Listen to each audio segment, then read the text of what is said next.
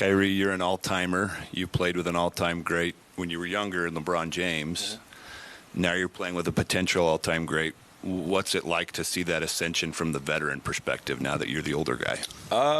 Man, it's amazing. You make it sound like I'm like 38 already, and I'm the young guy of the older generation. I came in when I was 19, so I know I was trailing along around that older generation that's been around for a while. But for me, personally, I'm amazed. Just I don't use that word lightly either. I'm amazed just on how much time he puts on his body and how much time he puts on his craft. And also, I've been saying it, but just that no-fear mentality, man, that confidence that he carries, he walks around with it. And, of course, the awards come along with that, too, and the expectations come along. I think he's answered a lot of calls. When Luka first came into the league, there were a lot of questions on what he was going to turn out to be and who he was going to be. And, I know a few people are eating their words, too. So watching him ascend into becoming an all-time great is amazing, and I don't take it for granted because, like you said, I play with one of the greatest of all time, arguably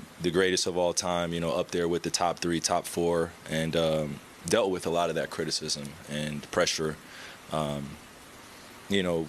shielding us from it as teammates. And I think you see the same things that happen and occur with some of the greatest players that play. They take on a lot of pressure and they love it, and they relish in it, and they love answering that call. So for me, I just want to be supportive and continue to be an all-time great next to him and continue to show him the ropes and let him continue to fly, man. He's already been doing it.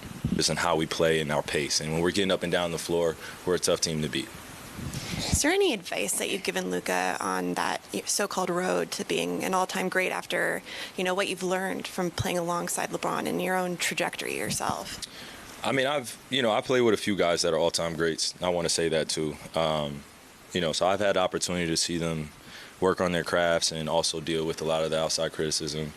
And again, the common trait that they share is just their ability to block out the noise and do the right things every single day. Work on their bodies, take care of themselves, and then also have fun with the game and know how to empower their teammates. So I've tried to just give little bits and pieces of nuggets of advice to Luka to help him because when I'm out of the league and he's continuing to run it, if he doesn't retire early, leave it up to him to probably. If he doesn't retire early, then he'll be doing what I'm doing right now, except in his own way.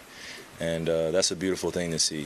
When I could pass on the knowledge and wisdom that was given to me and explain it to him and encourage him to be better, then I feel like I'm doing my job. And that's not just as a basketball player, that's just as a person. He's a young man. I'm a young man as well. And he's going to have a lot more years after the game living life than when he's playing. So this is cool and all, being a leader and being called a leader in the locker room and stuff like that, but he's going to have to lead his family, be a father one day, and those are the most important things that I try to echo to him. It's just being a family man and continuing to put the things that matter to you first.